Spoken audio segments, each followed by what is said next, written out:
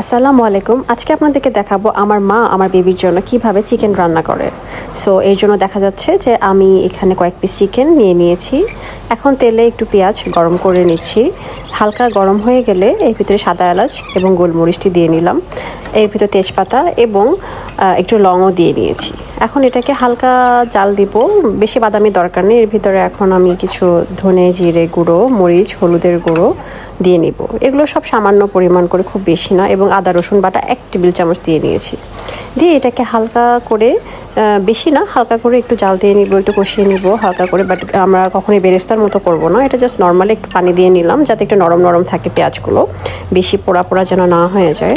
এখন এর ভিতরে চিকেনগুলো ঢেলে দিলাম এবং এটাকে কিছুক্ষণ নাড়িয়ে এটাকে একটু পানি দিয়ে, আর একটু পানি দিয়ে দিলাম ঝোলের জন্য, দিয়ে একবারে এটাকে ঢাকনা দিয়ে বন্ধ করে দিব। এরপর আমরা 10 মিনিট ওয়েট করব এবং আপনাদেরকে আমার উইন্ডো গার্ডেনে নিয়ে আসি। এগুলো হচ্ছে আমার উইন্ডোতে কিছু গাছ।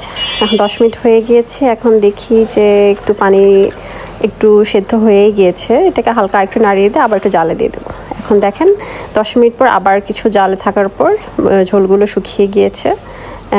এখন এটি রেডি হয়ে গিয়েছে আলহামদুলিল্লাহ। এই যে আমি পরিবেশন করে ফেললাম আমার বেবির জন্য চিকেন রান্না and recipe. Thank you.